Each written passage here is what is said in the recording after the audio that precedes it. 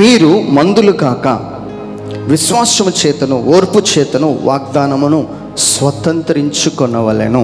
Right, నా వైపు చూస్తూ దేవుని వాక్యాన్ని విందాం. ఏమండి, దేవుడు మనందరినీ కోరుకుంటుంది ఏంటంటే వాగ్దానాన్ని స్వతంత్రించుకోవాలి.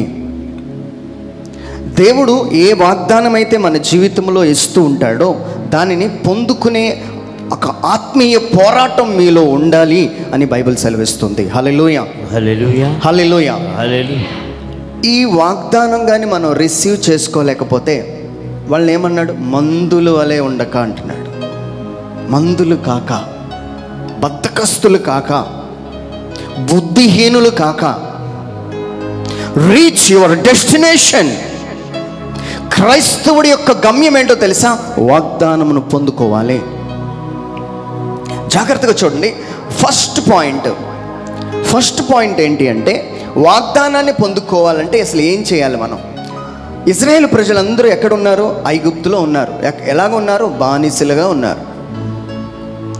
దేవుడు వారికి కనబడి వారు అందరు నా వైపు చూడాలి, నా వైపు చూస్తూ వాక్యం వినాలి. దేవుడు మోషే ద్వారా ఏమన్నాడంటే, మిమ్మలను నేను వాగ్దాన భూమికి నడిపిస్తాను అన్నాడు. Praise the Lord. Hallelujah, hallelujah, hallelujah. వాగ్దానం. ఇప్పుడు ప్రతి ఇజ్రాయేల్ ప్రజలు ఏం చేయాలి? ఆ వాగ్దానం కోసము మందుల వలె కాక విశ్వాసమును మీ యొక్క ప్రయాణానికి జోడి అవ్వాలి. ఓర్పు మీ జీవితంలో ఉండాలి.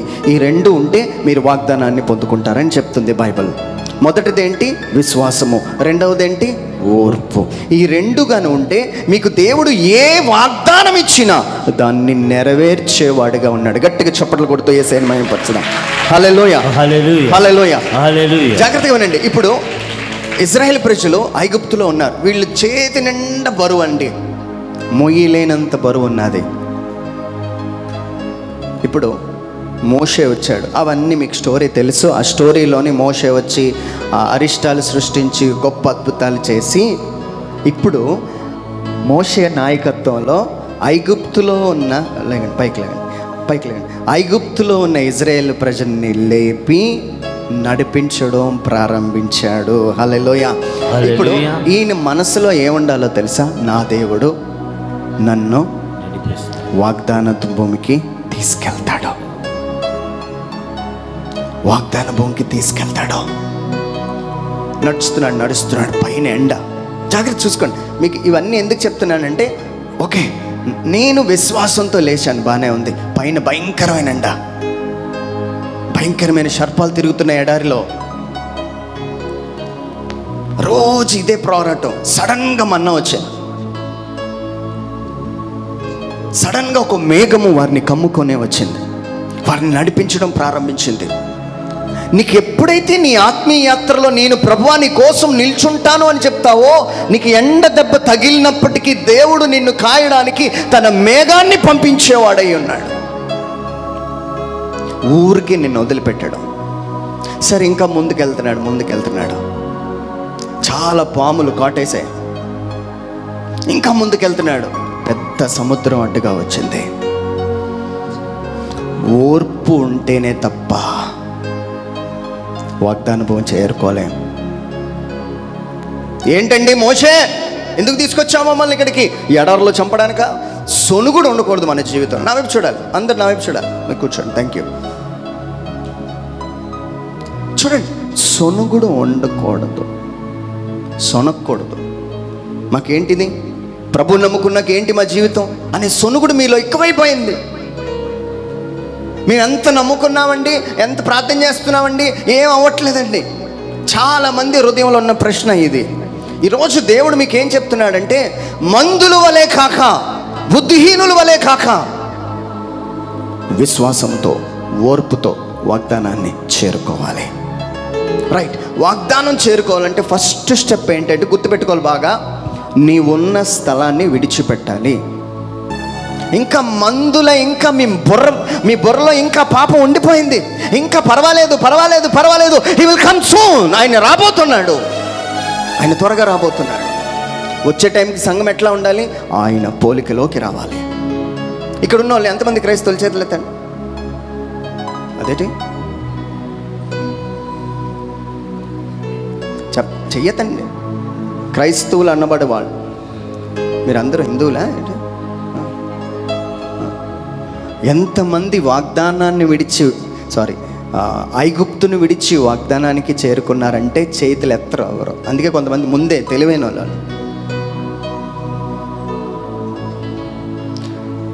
మీకు ఒక స్టోరీ తెలుసా? చిన్నప్పుడు చదువుకున్నాం. మందమతి, కాలమతి, సుమతి. మీరేట అలా చూస్తారు? 3 చేపలు చూసారా లేదా? చదివారా లేదా? చదివారు. మందమతి, కాలమతి, సుమతి. ఈ మందమతి అనే చేప ఏం చేస్తుందంటే, వల వేసినప్పుడు చూసుకుందాలే, తర్వాత చూసుకుందాలే అని చెప్పి తను ఉన్న చేట అలా ఉండిపోద్ది. బద్ధకం, ఒళ్ళంతా బద్ధకం. ప్రార్థన చేద్దాం, తర్వాత చేసుకోవచ్చులే ప్రార్థన. బద్ధకం. వల వేసినప్పుడు చూసుకుందాం అని చెప్పి మందమతి ఉంటే, వల వేసిన తర్వాత చూసుకుందాం అనేది కాలమతి. సుమతి అనే చేప బాబో ఇక్కడ ఉంటే వల పడుతుందని ముందుగానే పారిపోయేది సుమతి. క్రైస్తవుడు, ఆత్మీయుడు ఎలా ఉండాలంటే, ఆ అపవాది దాని కార్యాలను విడిచిపెట్టి దూరం అయిపోయిన వాడై ఉండాలి. దేవుడు త్వరలో రాబోతున్నాడు అని కాలమును గుర్తి ఎరిగిన వాడై ఉండాలి. వచ్చిన తర్వాత చూసుకుందాం, వచ్చినాక నువ్వు చూడడానికి అదేమైనా, మీరు సింహాన్ని అయినా ఎదుర్కొని పర్వాలేదు. యూదా గోత్రపు సింహాన్ని ఎదుర్కోవాలంటే అంత ఈజీ కాదు. పాపాత్ముడు ఎవడు ఆయన ముందు నిల్చోలేడు. ఈరోజు దేవుడు మనందరికీ చెప్తున్నాడండి, మీ వాగ్దానాన్ని మీరు రీచ్ అవ్వాలి. మీ వాగ్దానాన్ని మీరు రీచ్ అవ్వాలి. ఐగుప్తుని విడిచిపెట్టడమే వాగ్దానంకి రీచ్ అవ్వడంలో మొదటి పాయింట్. హల్లెలూయా, హల్లెలూయా, హల్లెలూయా, హల్లెలూయా. ఈరోజు ఇక్కడ ఉన్న వాళ్ళు 20 సంవత్సరాలు, 30 సంవత్సరాలు, 40 సంవత్సరాలు, 50, 60, 70, 80 సంవత్సరాల మధ్యలో ఉన్నారు. క్రైస్తవులుగా మీరు మొదట ఎలాగ ఉన్నారు, ఇప్పుడు అలాగే ఉన్నారు. మీ ఊహ తెలిసినప్పుడు ఎలాగ ఉన్నారు, ఇప్పుడు అలాగే ఉన్నారు. సో అలాగా కానీ ఉంటే చాలా డేంజర్లో ఉన్నారు, మందమతులై ఉన్నారు. కొద్దిగా జబర్దస్తులు ఆపండి. వాక్యం మీద లక్ష్యం ఉంచండి. వాక్యం వినటంలో శ్రద్ధ కలిగిన వారై ఉండాలి. ఎక్కడ? యూట్యూబ్లోని మీరు జబర్దస్త్ చూస్తారు, కానీ యూట్యూబ్లో మీరు వాక్యాలు ఎక్కువ వినరు, ఇష్టపడదు. మందమతులారా అనకపోతే నీ ఏమనాలి? హల్లెలూయా, hallelujah, hallelujah, hallelujah, hallelujah, hallelujah, hallelujah, హల్లెలూయా. కాబట్టి విశ్వాసము చేతను, ఓర్పు చేతను మీ వాగ్దానాన్ని మీరు స్వతంత్రించుకోవాలి. విశ్వాసం చేత, ఓర్పు చేత అంటే అర్థం ఏంటో తెలుసా? ఇప్పుడు దేవుడు ఐగుప్తులో చాలా సంవత్సరాలు ఉండిపోయారు. నా వైపు చూడండి, చాలా ఇంపార్టెంట్ పాయింట్ చెప్తాను. వీళ్ళు ఎక్కడున్నారంటే 400 సంవత్సరాలు ఇంచుమించు ఐగుప్తులో ఉండిపోయారు. ఎన్ని సంవత్సరాలు? 400 సంవత్సరాలు. అంటే ఐగుప్తు తప్ప ఇంకేమీ తెలియదు వాళ్ళకి.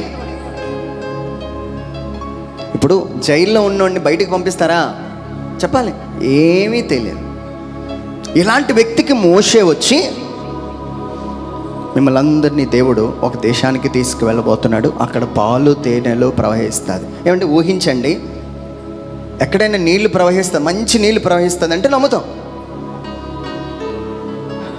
కానీ దేవుడు చెప్పే మాట, పాలు తేనెలు ప్రవహించే స్థలంలోనికి మిమ్మల్ని నేను నడిపిస్తాను అంటే అర్థం ఏంటో తెలుసా? పాలు స్వచ్ఛతకి గుర్తయి ఉన్నది, తేనె బలానికి గుర్తయి ఉన్నది. మిమ్మల్ని పరిశుద్ధులుగాను, ఆత్మయందులు బలవంతులుగాను మిమ్మల్ని నడిపిస్తానని దేవుడు, అలాంటి స్థలంలోకి నడిపిస్తానని దేవుడు వాగ్దానం ఇచ్చాడు. హల్లెలూయా, హల్లెలూయా. అది కొంచెం లోతైన మర్మం. My God is my strength, my God is my righteousness. ఇలాంటి ఒక ఆత్మీయత కోసము దేవుడు సంఘాలని వెతుకుతూ ఉంటాడు. అక్కడ నువ్వు ఒంటరిగా గడిపితే ఒక్కడో 1000 మందిగా మారుస్తాడు ఆయన. ఇది బైబిల్ సత్యం. ఆమెన్. హల్లెలూయా, హల్లెలూయా, హల్లెలూయా, హల్లెలూయా, హల్లెలూయా. హల్లెలూయా. విశ్వాసంతో నడుద్దాం, వాగ్దానం చేరుకుందాం, వాగ్దానం చేరుకుందాం. ఏమండి, మీ కుటుంబం ఇక్కడ చాలామంది ఉండొచ్చు, నాకు తెలియదు ఎంతమంది ఉన్నారో. దేవుడు మిమ్మల్ని వేరుపాటు చేశాడు, వేరుపరిచాడు. మీకు ఈ రహస్యాన్ని చెప్పాలని ఇష్టపడ్డాడు. What is the secret? నీ పాపాలన్నీ అక్కడ ఆయన కొట్టేశాడు. ఇక చూడండి, నీకు చెడు తలంపులు వస్తున్నాయి. ఈరోజు నమ్మం, యేసు ప్రభు ముళ్ళ వలన, ఆయన ముళ్ళ కిరీటం వల్ల నాకు ఇంకా చెడు తలంపులు రావు. నడుచుకెళ్ళండి, నడుచుకొని వెళ్ళండి. మళ్ళీ డిస్టర్బ్ చేస్తున్నాయి, మళ్ళీ సిలువను జ్ఞాపకం చేసుకోండి. ఉపవాసం జోడి చేయండి, మోకాళ్ళ ప్రార్థన జోడి చేయండి. ఒంటరిగా సిలువలో గడపండి. ఒక రోజుకి సంఘము క్రీస్తు స్వారూప్యములోకి మారబోతుంది. గట్టిగా చెప్పండి. నీకు అన్నం దొరకలేనప్పుడు, లేకపోతే స్నేహితులు సరే అందరూ నిన్ను విడిచినప్పుడు ఓర్పు కలిగిన వాడువై నువ్వు ఉండాలి కదా. అది వధువు సంఘ లక్షణం.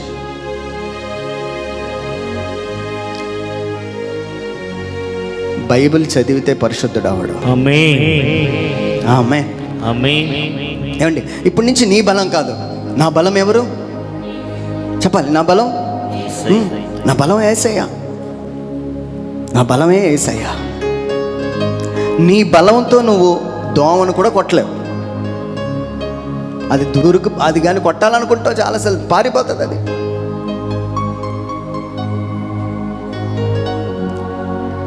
క్రీస్తే నీ బలమైతే సమస్తము సాధ్యపరచబోతున్నాడు. ఆమేన్. అసలు వాగ్దానంలోని స్వతంత్రించుకునేది ఏంటి? అసలు వాగ్దానంలోని స్వతంత్రం ఏమండి? చూడండి, అబ్రహాము 75 సంవత్సరాలు వచ్చేసాయి. బాగా బాగా ఆలోచించండి, నా వైపు చూడాలి, ఇటు ఇటు నా వైపు చూడండి. 75 సంవత్సరాల్లో ఆయన ఏం చేసేవాడు? బొమ్మలు అమ్ముకునేవాడు, అన్నిలు విగ్రహాలు తల మీద పెట్టుకుని అమ్ముకునేవాడు. ఒకరోజు దేవుడు అక్కడికి వెళ్ళి, అబ్రహాము ఇటు నా వైపు చూడాలండి, నా వైపు చూడాలి, తలలు దించకండి, నా వైపు చూస్తూ వినండి. అబ్రహాం, నేను నిన్ను ఒక దేశముగా మారుస్తాను, నీ ద్వారా సకల ప్రజలను నేను ఆశీర్వదిస్తాను. వావ్! కానీ ప్రభువా, నాకు పిల్లలు లేరు ప్రభువా, నేను నీకు వాగ్దాన ఫలము నేను ఇస్తాను. చెప్పండి, ఏంటది? వాగ్దాన ఫలం కాదు ప్రభువా అని అనలే, విశ్వసించాడు. ఎన్ని సంవత్సరాలలో? 75 సంవత్సరాల్లో. ఏంటి అర్థం? మీకు అర్థమవుతుందా? 75 సంవత్సరాల్లోని వాళ్ళ భార్య అనుకుంటుంది ఇంకా నాకు పిల్లలు పుట్టే అవకాశమే లేదు, నా స్త్రీ ధర్మం కూడా నిలిచిపోయింది. How it's possible? ఇది ఎలాగా సాధ్యం? నా దేవుడు చెప్పాడంటే చేస్తాడు. అంటే ఏముండాలి? విశ్వాసం. చెప్పండి, ఏముండాలి? విశ్వాసం. గట్టిగా చెప్పండి, విశ్వాసం. హల్లెలూయా, హల్లెలూయా, హల్లెలూయా. నా బాడీ నాకు సహకరించదు, నా బాడీతో ఆ పని జరగదు, నేను పిల్లల్ని కనే అంత అవకాశం లేదు. But with the faith everything is possible. ఆ విశ్వాసంతో సమస్తము సాధ్యం. వాగ్దానం రీచ్ అవ్వడం సాధ్యం. విశ్వాసం. 75వ సంవత్సరంలో దేవుడు కనబడి నీకు పిల్లలు ఇస్తారని చెప్పితే 99వ సంవత్సరం కూడా పిల్లలు లేరండి.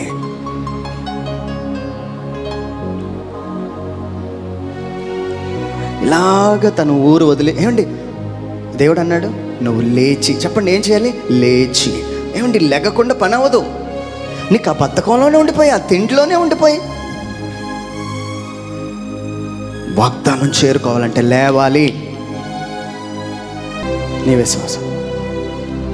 Praise the Lord, praise the Lord. Hallelujah, hallelujah, hallelujah, hallelujah, hallelujah, hallelujah, hallelujah, hallelujah. So అందుకే ఏమంటున్నాడు ఆయన? మందుల వలె కాక ఏదో చర్చికి వచ్చాంలేని కాక, ఏదో క్రైస్తవుడినని కాక, జ్ఞానస్థానం తీసుకున్నానని కాక, విశ్వాసంతో నీ ప్రయాణం సాగాలి. ఓర్పు ఉండాలి. ఏమండి, అబ్రహాంకి 75 సంవత్సరాలు అని చెప్పి 99 సంవత్సరాల వరకు ఏం అవ్వలే. చెప్పండి, ఏమీ అవ్వలేదనండి. అంటే ఎన్ని? 24 సంవత్సరాలు ఏమీ అవ్వలే. 25వ సంవత్సరంలో దేవుడు అబ్రహాంకి సంతానాన్ని ఇచ్చాడు. చప్పట్లు కొడుతూ యేసయ్యను. అందుకే దేవుడు అబ్రహాంతో ఏమన్నాడో తెలుసా? నీకు సారాతో వచ్చిన కుమారుడే వాగ్దాన ఫలం. అదే వాగ్దాన ఫలం. ఈలోపు వాళ్ళు ఏం కలిగి ఉండాలి? ఓర్పు. చెప్పండి, ఏముండాలి? ఓర్పు. దేవుడు వాగ్దానంకి నీకు రావాలంటే కొంచెం ఓర్పు నీకు అలవాటు చేస్తాడు ఆయన. ఆ అలవాటుకి మీరు కూడా కొంచెం ఆ ఓర్పు కలిగి, అమ్మో ఏం అంటే దేవుడు పరీక్షిస్తాడండి. ఆ పరీక్షలో చిన్న కష్టం పెడతాడు. ఆ కష్టంలో నువ్వు ఎలా ఉంటావు అని ఆయన పరీక్షిస్తాడు, అంతే. అప్పుడే ఓర్పు ఉండాలి. నాకేం అవ్వట్లేదు, అయిపోయావా? అయిపోయినట్లే. Praise the Lord. Hallelujah. Hallelujah. అంటే బైబిల్ గ్రంథంలో మీ అందరికీ తెలిసిన ఒక ప్రముఖమైన వ్యక్తి, సేనాధిపతి, సిరియా రాజు యొక్క సేనాధిపతి నయమానుకి చక్కని యుద్ధ ప్రావీణ్యుడు. కానీ అనండి గట్టిగా, అన్ని సూపర్, కానీ చెప్పండి, కానీ కుష్ఠ ఉంది. అన్నీ ఉన్నాయి కానీ కుష్ఠ ఉంది. అయితే అక్కడ పెద్ద స్టోరీ జరుగుతుంది, అదంతా చెప్పడానికి టైం లేదు. చిన్న షార్ట్ కట్ చేసి చెప్పేస్తున్నాను. ఆయన ఒక రాజుకి వర్తమానం పంపిస్తాడు. ఇందు మూలంగా తెలియజేస్తుంది ఏమనగా, మా సేనాధిపతి కుష్ఠరోగంతో ఉన్నాడు. మీ దేశంలో వీలైతే ఎవరి ద్వారా అయినా ఆ బిడ్డకు కుష్ఠరోగం నయం చేయాలని లేఖ పెట్టగానే రాజుగారు బట్టలు చింపేసుకుంటాడు. ఓరి మూర్ఖుడా, నేను ఏమైనా దేవుణ్ణి అనుకున్నావా? కుష్ఠరోగం పోవాలంటే నీకు ఏదైనా బహుమతులు అంటే బహుమతులు ఇస్తా. కుష్ఠరోగం నేనెలాగా నేను తీయాలి? Praise the Lord. Hallelujah. Hallelujah. ఇప్పుడు చూడండి, ఈ నయమాను మొత్తానికి ఎలీషా ఈ విషయాన్ని వింటాడు. విశ్వాసంతో కూడిన జీవితం లేకపోతే నువ్వు ఎక్కడ మునిగినా వేస్టే. నువ్వెక్కడ మునిగినా వేస్టే.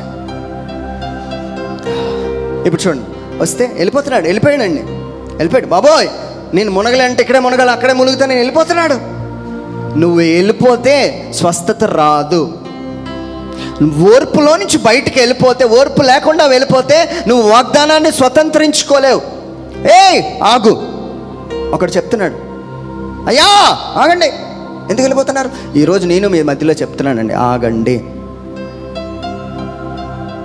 మీరు నమ్మారు ఏదో ఆయన దగ్గరికి వెళ్తే స్వస్థత వస్తుందని నమ్మారు. కొంచెం ఓర్పు ఉండండి. కడగబడాలి ముందు. నువ్వు దేవుడు కోరుకున్నది నీకు స్వస్థత రావాలి అంటే నీ హృదయం కడగబడాలి కదా. నువ్వు కడగబడకుండా నాకు స్వస్థత ఇలా స్వస్థత అవగానే ఏం చేస్తావు? నువ్వు మళ్ళీ అదే జీవితం జీవిస్తావు. దేవుడు కోరుకుంటుంది నువ్వు కడగబడిన తర్వాత నీకు స్వస్థత ఇవ్వాలని కోరుకుంటున్నాడు ఆయన. మీకు అలా కాదు. ఇక్కడికి ఎవరో తలనొప్పి పోయింది అనగానే బా సూపర్ అనండి. అదే మీకు కావాలి. ఇప్పుడు మీరు కూడా అక్కడికి వెళ్తారు. But God's formula is different. దేవుడి ఫార్ములా చాలా డిఫరెంట్. ఏంటి? ముందు నువ్వు కడగబడితేనే నీకు స్వస్థత ఇస్తాను. Praise the Lord. Hallelujah. Hallelujah. Hallelujah. ఏంటి గుడ్డివాడితో యేసుప్రభు ఏమన్నాడు? షిలోము అనే నదిలోకి వెళ్ళి కడుక్కో అని చెప్పండి ఫస్ట్. కడుక్కుంటే అప్పుడు ఏమొస్తుంది? చూపు వస్తుంది నీకు. పంపబడిన వాడు అనే నదిలోకి వెళ్ళి నువ్వు కడుక్కో. నీ పాపాన్ని నువ్వు కడుక్కో, నీ జీవితాన్ని కడుక్కో, అప్పుడు నీకు కనబడుతుంది అంతా. ఇది దేవుని ఫార్ములా. హల్లెలూయా. హల్లెలూయా. హల్లెలూయా. హల్లెలూయా. ఏమండి, స్వస్థతలు అయిపోతున్నాయంటే దాన్ని చూడడానికి పరిగెట్టి వెళ్ళండి. కానీ అంతకన్నా ముఖ్యమైనది నువ్వు కడగబడాలి. ఓర్పుతో ఉండమని చెప్తున్నాడు ఆయన. ఎక్కడికే వెళ్ళిపోతున్నావు? స్నానం చేయలేవు, కడగబడలేవు, కొద్దిగా ఓర్పుతో ఉండలేవు. ఆ 7 సార్లు మునిగినంతసేపు ఆయన కుష్టి పోలే. చివరిసారి వచ్చేసరికి మాత్రం చిన్న బిడ్డలాగా మారిపోయాడు. ప్రభు అయిన యేసు క్రీస్తునందు ఉన్నవారు నూతన బలం పొందుకుంటారు. గట్టిగా చప్పట్లు కొడితే యేసయ్యను మహిమపరచండి. గట్టిగా నూతన బలంతో కొట్టండి చప్పట్లు, గట్టిగా కొట్ట. Hallelujah, hallelujah. Receive the new anointing in the name of Lord Jesus Christ. Yesu నామములో నూతన శక్తిని పొందుకోవాలి, నూతన బలాన్ని పొందుకోవాలి సంఘం. ఇవన్నీ జరగాలంటే కడగబడాలి, కడగబడాలి, కడగబడాలి. వెళ్ళిపోతున్నాడండి, నాకు వద్దు. నేను అనుకున్నాను, ఏమండి మీరు ఇంటికి వెళ్ళి నాకు చదవండి, నేను అనుకున్నాను మీ దైవజనుడు నా దగ్గరికి వచ్చి నా మీద ఇలాగ చేపెట్టి, నా మీద చేపెట్టి నా కుష్ఠరోగాన్ని ముట్టి తాకి స్వస్థపరుస్తామని నేను అనుకున్నాను. కానీ నువ్వు వెళ్ళి నదిలో మునగమంటావా? నీకెంత ధైర్యం?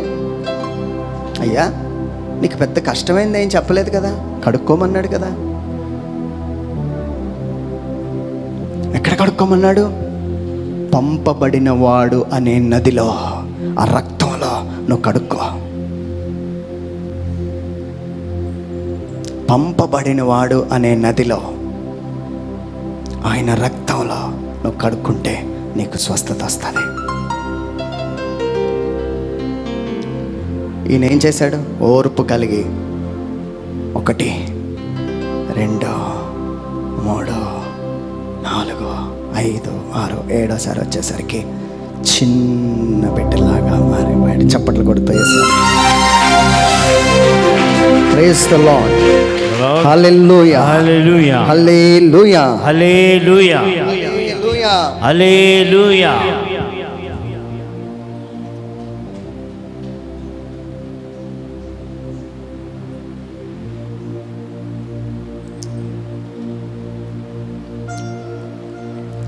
ఈరోజు మనల్ని కూడా దేవుడు పంపబడిన వాడు ప్రభు అయిన యేసుక్రీస్తు ఈ లోకానికి, ఆయన రక్తంలో కడుక్కోండి, ఓర్పుతో ఉండండి, త్వరగా కోప్పడిపోకండి అందరి మీద. త్వరగా మీ భర్త మీద, భార్య మీద, మీ తల్లిదండ్రుల మీద కేకలేయకండి. కొంచెం ఓర్పు వహించండి. ప్రభా నాకు ఓర్పు లేదయ్యా, కొంచెం ఓర్పు ఇవ్వయ్యా, భరించండి. దేవుడు తప్పనిసరిగా మీ సంఘాన్ని ఆశీర్వదించబోతున్నాడు. ఆమేన్, ఆమేన్, హల్లెలూయా, హల్లెలూయా. ఈ సంఘంలో విశ్వాసం లేదు, ఓర్పు లేదు. ఈ 2 మీకు లేవు. ఈ 2 ఉంటే వాగ్దానం మీదే అంటున్నాడు. గాయాలలో స్వస్థత మీదే అంటే ఏమిటి? క్యాన్సర్ వచ్చింది, ఆవగింజంత విశ్వాసం ఉంటే క్యాన్సర్తో వచ్చి ఆయన చూడు. హీల్ అవ్వకపోతే పూర్తి విశ్వాసం, కడగబడాలి, కడగబడాలి. అది గుర్తుపెట్టుకోవాలి, కడగబడాలి. ప్రభా నన్ను మన్నించు, నీ రక్తంతో నన్ను కడుగు అని పశ్చాత్తాపడు. ముమ్మార్లు పశ్చాత్తాపడు. ఆయన కాస్త చూడు. ఆయనలో ఉన్న విశ్వాసం, ఆ వాగ్దానం నువ్వు స్వతంత్రించుకుంటున్నావు. ఆమేన్. ఇవే ఎరుకగోడలు అనుకోండి. ఈ గోడల దగ్గర నిల్చున్నాను ఇలాగా. నా గైడ్ నా దగ్గరికి వచ్చి, సార్ మీరు ఎక్కడ నిల్చున్నారు తెలుసా అన్న. చూశానండి, ఎరుకగోడలు అన్న. ఆ గోడల కింద కొన్ని ఆత్మలు ఉన్నాయి. 7 మంది ఇక్కడ చనిపోయారు. ఇదంతా ఎందుకు చెప్తున్నానంటే, ఎరుకో గోడలు అన్న మాట వాస్తవం. ఇప్పుడు చూడండి, నా వైపు చూడండి. ఆ బలిపీఠమే వాగ్దానం. బలిపీఠం ఏంటి? వాగ్దానం. అక్కడికి వెళ్ళాలి. ప్రాబ్లం ఏంటంటే ఇదంతా గోడలు ఉన్నాయి. బైబిల్లో ఏమని రాయబడిందంటే గట్టిగా మూసాడట వాడు. ఆ ఎరుకో గోడలో ఉన్న ప్రజలు, ఎరుకో పట్టణంలో ఉన్న ప్రజలు గట్టిగా ద్వారాలు మోసేసి రాకపోకలు బంద్ చేసేసారు. ఎవ్వరూ లోపలికి రారు, లోపల ఉన్న వాళ్ళు బయటికి రావట్లే.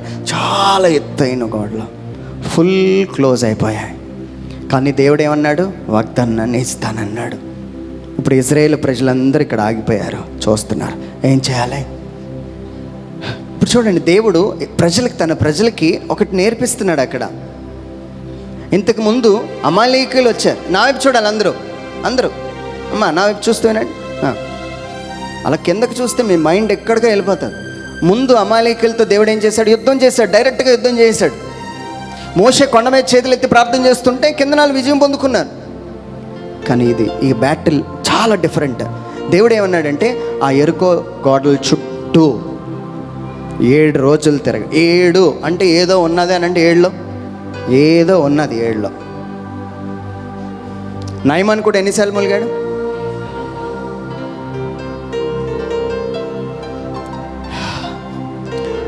6 రోజుల చుట్టూ తిరిగారండి. దేవుడు ఏమన్నాడంటే 6 రోజులు తిరగండి. ఆ ముందు ఏముండాలి? మందసంలో ఏముంటుంది? ఎప్పుడైనా చూసారా? దేవుని మందసంలో మన్నా పాత్ర ఉంటుంది. ఇంకేముంటుంది? దేవుని పదాజ్ఞలు ఉంటాయి. ఇంకేముంటుంది? చిగురించబడిన అహరోను చేతికర్ర. ఈ 3 లోపట ఉంటాయి. అంటే అర్థం తెలుసా? దేవుడు ఇచ్చే పదాజ్ఞలు పాత నిబంధన, మన్నా క్రీస్తు తన శరీరం ఇవ్వబడిన కొత్త మన్నా. ఆ మన్నాతోనే మనం చిగురించాలి. ఇది అది తర్వాత చెప్తానులేండి ఎప్పుడైనా. వీటిని అన్నిటికీ పట్టుకుని నా వైపు చూడాలి అందరూ. వీళ్ళు ఇలాగ వెళ్తున్నారు. ఏంటో తెలుసా? Praise the Lord, hallelujah, hallelujah, hallelujah, హల్లెలూయా. మేఘస్తంభం ఎటు పట్టుకోండి. ప్రైజ్ ది లార్డ్, హల్లెలూయా. చూడండి, ఇప్పుడు దేవుడు వాళ్ళందరూ ఇజ్రాయేల్ ప్రజలందరూ అనుకున్నారు గుణప, పారం, సుత్తి. గుణపము, పార, సుత్తి ఈ 3 కొనుక్కోవాలని వాళ్ళందరూ రాత్రి అంతా అన్నీ షార్ప్ చేసుకుంటున్నారు. రేపటి దినమున ఎరుకో గోడల్ని మనమే బద్దలు కొట్టాలి. యెహోషువ ఎలాగో మనకి సుత్తులు చేయమని చెప్తాడు, గుణపాలు చేయమని చెప్తాడు, లేకపోతే పారలు చేయమని చెప్తాడు. ఇవన్నీ వాళ్ళు చేసి ప్రిపేర్ అయిపోయాడు. మరుసటి రోజు యెహోషువ వచ్చాడు. జాగ్రత్త వినండి. యెహోషువ వచ్చి పాలెంలో నిల్చున్నాడు, అందరినీ సమావేశపరిచాడు. ఇప్పుడు దేవుడు మన అందరికీ ఏం చెప్తున్నాడంటే 7 సార్లు ఈ ఎరుక గోడల చుట్టూ తిరగాలి, అవంతలు అవే పడిపోతాయి అన్నాడు. అవంతలు అవే పడిపోతాయి. వీళ్ళకి అర్థం అవ్వలే. సుత్తి పడేశాడు. సుత్తి పడేయండి అనండి, చెప్పండి. సుత్తి పడేయండి, గుణపం పడేయండి, పార పడేయండి. ఏం చేయాలి? ఆ మందసం వెనకాతలు నడవాలి. మనందరం దేని వెనకాతలు నడాలి? వాక్యం వెనకాతలు నడాలి. మందసం వెనకాతలు గొప్ప ధ్వని చేయండి. గోడలు అవంతట అవే పడిపోతాయి. వాళ్ళు ఏం చేశారు తెలుసా? ప్రభువా, మా దగ్గర సుత్తి లేదు, మా దగ్గర బలం లేదు, మా దగ్గర ఏ పనిముట్టు లేదు, విశ్వాసంతో చెప్తున్నాం, నజరేయుడైన యేసు నామములో గోడలు కూలిపోవునుగాక. ఆమేన్. విశ్వాసంతో ఓర్పుతో నువ్వు నడిస్తే వాగ్దానాన్ని నువ్వు చూసుకుంటావు. వాళ్ళందరూ ఎలా చూస్తున్నారంటే కళ్ళ ముందు టపా టపా టపా టపా టపా టపా అన్నీ పడిపోతాయి. ఎన్ని సంవత్సరాలు కట్టారో తెలీదు, ఒక్క క్షణంలోనే దేవుడు లేపేశాడు అన్నిటినీ. నిన్ను ఎంతమంది ఎన్ని సంవత్సరాలుగా బ్లాక్ చేయాలనుకుంటున్నారు నాకు తెలీదు. విత్ ఫెయిత్ నువ్వు విశ్వాసముతో ఓర్పుతో నడవగలిగితే ఇన్ని సంవత్సరాలు నిన్ను బ్లాక్ చేసేవాడు ఒక్కసారి రిలీజ్ చేస్తాడు. గట్టిగా చప్పట్లు కొడుతూ యేసయ్యను మహిమ. హల్లెలూయా, hallelujah, hallelujah, hallelujah, hallelujah, hallelujah. Be patient, ఓర్పు. భార్యాభర్తలు గొడవలు ఆడుకోవద్దు. భార్యాభర్తలు గొడవలు ఆడుకోవద్దు. ఇంట్లో కోపం ఏమంటే ఒకసారి నవ్వించండి, కొద్దిగా నవ్వండి. ఇంట్లో కూడా ఎలాగే ఉంటారు సీరియస్గా. కొంచెం నవ్వుతూ నీ భర్తని, నీ భార్యని, చుట్టుపక్కల పలకరించండి. అరద్దు గట్టిగా, కేకలేయద్దు వాళ్ళ మీద. మీరేం క్రైస్తవులండి, మాట వస్తే విడాకులు ఇచ్చేస్తానంటారు.